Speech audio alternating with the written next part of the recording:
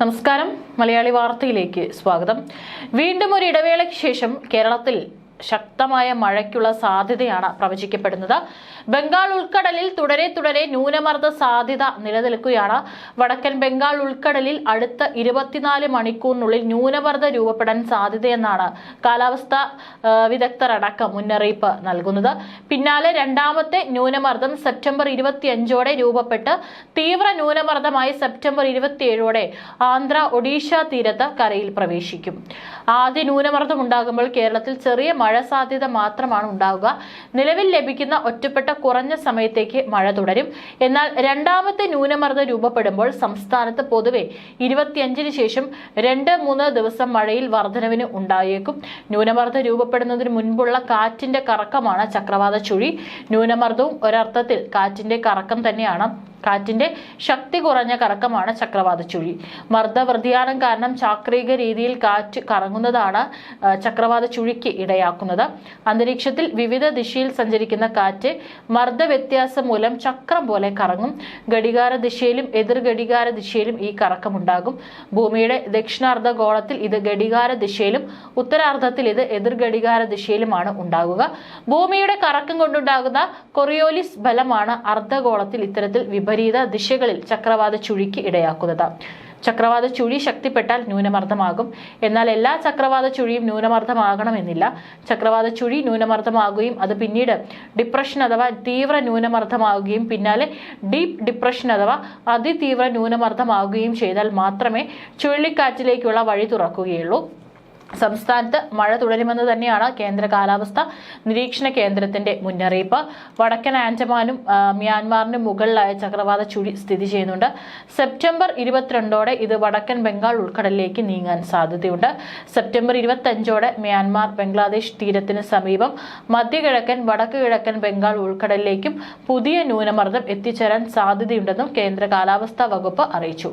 കടലാക്രമണത്തിന് സാധ്യതയുള്ളതിനാൽ മത്സ്യത്തൊഴിലാളികളും തീരദേശവാസികളും ജാഗ്രത പാലിക്കുക. കള്ളക്കടൽ പ്രതിഭാസത്തിന്റെ ഭാഗമായി കേരള തീരത്ത് നാളെ രാത്രി 8:30 മുതൽ 24/9/2025 ഉച്ചയ്ക്ക് 2:30 വരെയും കന്യാകുമാരി ജില്ലയിലെ നീരോടി മുതൽ ആരോഗ്യപുരം വരെയുള്ള തീരങ്ങളിൽ നാളെ മുതൽ വൈകിട്ട് 5:30 മുതൽ 24/9/2025 രാവിലെ 11:30 വരെയും 0.9 മുതൽ 1.0 മീറ്റർ വരെ ഉയർന്ന തിരമാലകൾക്കും കാരണം ഉള്ള കടലാക്രമണത്തിന് സാധ്യതയുണ്ടെന്നാണ് ദേശീയ സമുദ്രസ്ഥിതി പഠന ഗവേഷണ കേന്ദ്രം അറിയിച്ചിരിക്കുന്നത്. അതുകൊണ്ട് കടൽക്ഷോഭ രൂക്ഷമാകാൻ സാധ്യതയുള്ളതിനാൽ അപകട മേഖലകളിൽ നിന്ന് അധികൃതരുടെ നിർദ്ദേശാനുസരണം മാറി താമസിക്കണം. ചെറിയ വള്ളങ്ങളും ബോട്ടുകളും കടലിലേക്ക് ഇറക്കുന്നത് ഈ സമയത്ത് ഒഴിവാക്കേണ്ടതാണ്. കള്ളക്കടൽ പ്രതിഭാസത്തിനും ഉയർന്ന തിരമാലയ്ക്ക് സാധ്യതയുള്ള ഘട്ടത്തിൽ കടലിലേക്ക് മത്സ്യബന്ധന യാനങ്ങൾ ഇറക്കുന്നത് പോലെ തന്നെ അപകടകരമാണ് കരയ്ക്ക് അടുപ്പിക്കുന്നതും. ആയതിനാൽ തിരമാല ശക്തിപ്പെടുന്ന ഘട്ടത്തിൽ കടലിലേക്ക് ഇറക്കുന്നതും കരയ്ക്ക് അടുപ്പിക്കുന്നതും ഒഴിവാക്കേണ്ടതാണ്. INCOS മുന്നറിയിപ്പ് പിൻവലിക്കുന്നതുവരെ ബീച്ചുകൾ കേന്ദ്രീകരിച്ചുള്ള വിനോദസഞ്ചാരം ഉൾപ്പെടെയുള്ള എല്ലാ പ്രവർത്തനങ്ങളും പൂർണ്ണമായി ഒഴിവാക്കേണ്ടതാണ്. മത്സ്യബന്ധന യാനങ്ങൾ ഹാർബറിൽ സുരക്ഷിതമായി കെട്ടിയിട്ട് സൂക്ഷിക്കുക. വള്ളങ്ങൾ തമ്മിൽ സുരക്ഷിത അകലം പാലിക്കുന്നതും കൂട്ടിയിടിച്ചുള്ള അപകട സാധ്യത ഒഴിവാക്കാം. മത്സ്യബന്ധന ഉപകരണങ്ങളുടെ സുരക്ഷ ഉറപ്പാക്കണം. ബീച്ചിലേക്കുള്ള യാത്രകളും കടലിൽ ഇറങ്ങിയുള്ള വിനോദങ്ങളും പൂർണ്ണമായി ഒഴിവാക്കുക. തീരശോഷണത്തിന് സാധ്യതയുള്ളതിനാൽ പ്രത്യേകം ജാഗ്രത പുലർത്തുക. തെക്കൻ ബംഗാൾ ഉൾക്കടൽ, അതിനോട് ചേർന്ന മധ്യപടിഞ്ഞാറൻ ബംഗാൾ ഉൾക്കടൽ, ആൻഡമാൻ കടൽ എന്നിവിടങ്ങളിലും ഇന്ന് മണിക്കൂറിൽ 35 മുതൽ 45 കിലോമീറ്റർ വരെയും ചില അവസരങ്ങളിൽ 55 കിലോമീറ്റർ വരെ വേഗതയിലും ശക്തമായ കാറ്റിനും മോശം കാലാവസ്ഥയ്ക്കും സാധ്യതയുണ്ട്. ഇന്ന് മുതൽ 24/9/2025 വരെ തെക്കൻ തമിഴ്നാട് തീരം, തെക്ക് പടിഞ്ഞാറൻ ബംഗാൾ ഉൾക്കടൽ, വടക്കൻ തമിഴ്നാട് തീരം, ഗൾഫ് ഓഫ് മാന്നാർ, അതിനോട് ചേർന്ന കന്യാകുമാരി പ്രദേശം എന്നിവിടങ്ങളിലും മണിക്കൂറിൽ 35 മുതൽ 45 കിലോമീറ്റർ വരെയും ചില അവസരങ്ങളിൽ 55 കിലോമീറ്റർ വരെയും വേഗതയിലും ശക്തമായ കാറ്റിനും മോശം കാലാവസ്ഥയ്ക്കും സാധ്യതയുണ്ട്. വടക്ക് കിഴക്കൻ മൺസൂണാണ് കേരളത്തിലെ തുലാവർഷം. തുലാമാസത്തിൽ തുടങ്ങുന്ന സംസ്ഥാനത്ത് രണ്ടാമത്തെ മഴക്കാലമാണിത്. ഒക്ടോബർ മുതൽ ഡിസംബർ വരെ ഇത് നീളും. ഡിസംബർ അവസാനത്തോടെ മഴയ്ക്ക് ശക്തി കുറഞ്ഞു തുടങ്ങും. ഒക്ടോബറിലാണ് കൂടുതൽ മഴ ലഭിക്കുക. കനത്ത മഴയും ഇടിമിന്നലുമാണ് തുലാവർഷത്തിന്റെ പ്രത്യേകത. ഉച്ചയ്ക്ക് ശേഷമായിരിക്കും മഴ. ഉച്ചവരെ കനത്ത ചൂടായിരിക്കും. ശേഷം ഇരുണ്ടുമൂടി ഇടിമിന്നലുമായി മഴയെത്തുന്നു. തുടർച്ചയായി മഴ പെയ്യുന്നതിനിടയിൽ നല്ല വെയിലുള്ള ഇടവേളകളും ഉണ്ടാകും. ജൂൺ 1 ആരംഭിച്ച കാലവർഷ കലണ്ടർ സെപ്റ്റംബർ 30-നാണ് അവസാനിക്കുന്നത്. എന്നാൽ ഈ സമയം കൊണ്ട് കാലവർഷം പിന്മാറണമെന്നില്ല. അങ്ങനെ വരുമ്പോൾ ഒക്ടോബർ 1 മുതൽ ലഭിക്കുന്ന മഴ കാലവർഷ പട്ടികയിൽ ഉൾപ്പെടുത്തില്ല. അതെല്ലാം തുലാവർഷ കണക്കിൽ ഉൾപ്പെടുത്തും. നിലവിൽ കാലവർഷം രാജസ്ഥാൻ, ഗുജറാത്ത്, പഞ്ചാബ് സംസ്ഥാനങ്ങളിലെ ചില ഭാഗങ്ങളിൽ നിന്ന് പിൻവാങ്ങി തുടങ്ങിയിട്ടുണ്ട്. ഒരു നൂറ്റാണ്ടിലധികം കാലം നമ്മുടെ നാട്ടിലെ മഴയുടെ വിവരങ്ങൾ വിശകലനം ചെയ്ത് കാലാവസ്ഥാ ശാസ്ത്രജ്ഞർ ചില നിഗമനങ്ങളിൽ എത്തിയിട്ടുണ്ട്. അതിനനുസരിച്ച് തുലാവർഷത്തിന്റെ തുടക്കം മിക്കവാറും ഒക്ടോബർ 19-നായിരിക്കും. ഇതിൽ 8 ദിവസത്തെ വ്യത്യാസം വന്നേക്കാം. 1915-ലെ തുലാവർഷമാണ് അറിഞ്ഞതിൽ വെച്ച് ഏറ്റവും താമസിച്ച് തുടങ്ങിയത്. ആ വർഷം മഴ തുടങ്ങിയത് നവംബർ 11-നായിരുന്നു.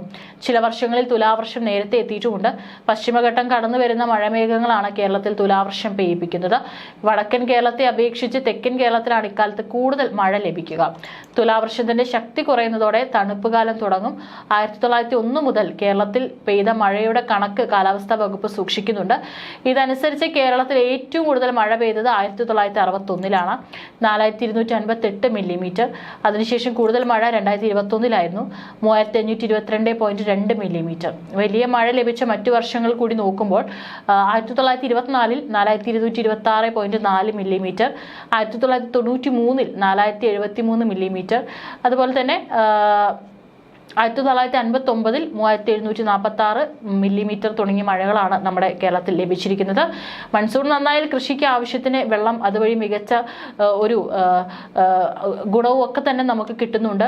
ഓരോ തവണയും മഴ മുന്നറിയിപ്പ് കൃത്യമായി തന്നെ കാലാവസ്ഥാ വകുപ്പ് അനുസരിച്ച് അവർ കൃത്യമായി തരുന്നുണ്ട്. അതിനനുസരിച്ചിട്ടാണ് ലഭിക്കുന്നത്. ഈ ഒരു സാഹചര്യത്തിൽ കൂടി ഇത്തരത്തിൽ ഓരോ തവണ വരുന്ന നമ്മുടെ മൺസൂൺ നമ്മുടെ ഇവിടെയുള്ള കൃഷിക്കും അതുപോലെ തന്നെ മികച്ച വിളവ്, അതായത് ഭക്ഷ്യോൽപ്പന്നങ്ങളുടെ നല്ല മികച്ച വിളവ് ലഭിക്കാനൊക്കെ തന്നെ സഹായിക്കുന്നുണ്ട്. സാധാരണയായിട്ട് ഇത്തരത്തിൽ മൺസൂൺ മഴയുടെ അളവ് കുറഞ്ഞാലും പെയ്യാൻ വൈകിയാലൊക്കെ തന്നെ അത് നമ്മുടെ ഇന്ത്യയിലെ കൃഷിയെ പ്രതികൂലമായി ബാധിക്കും. കർഷകർക്കൊക്കെ വലിയ സാമ്പത്തിക നഷ്ടമാണ് ഇതുണ്ടാവുക. മാത്രമല്ല ഭക്ഷ്യവസ്തുക്കളുടെ അളവ് കുറയാനും ഇതിനിടയാക്കും. വേനൽ കൃഷിക്ക് മഴ കുറവുള്ള പ്രദേശങ്ങളിൽ ഭൂജലമാണ് ഉപയോഗിക്കുന്നത്. ഇന്ത്യയിൽ അത്രയും നമ്മൾ മഴയെ കൃഷിക്കായിട്ട് ആശ്രയിക്കുന്നതാണ്. അതുകൊണ്ട് തന്നെ അങ്ങോട്ടും ഇങ്ങോട്ടൊക്കെ ചെറിയ ഒരു അളവിൽ മഴയുടെ അളവ് കുറയുകയോ അല്ലെങ്കിൽ മഴ വരുന്ന ഒരു സീസൺ അത് അങ്ങോട്ടും ഇങ്ങോട്ടൊക്കെ തന്നെ മാറിയാലും വലിയ രീതിയിലാണ് നമ്മുടെ ഇവിടുത്തെ കൃഷി അത് അവതാളത്തിലാക്കും. അതുകൊണ്ട് തന്നെയാണ് കൃത്യമായിട്ടുള്ള മഴ മുന്നറിയിപ്പ് അനുസരിച്ചിട്ട് നമ്മുടെ ഇവിടെ പല കൃഷികളും നടക്കുന്നത്. അതിനനുസരിച്ചിട്ട് ആളുകളും തയ്യാറെടുക്കുന്നത്.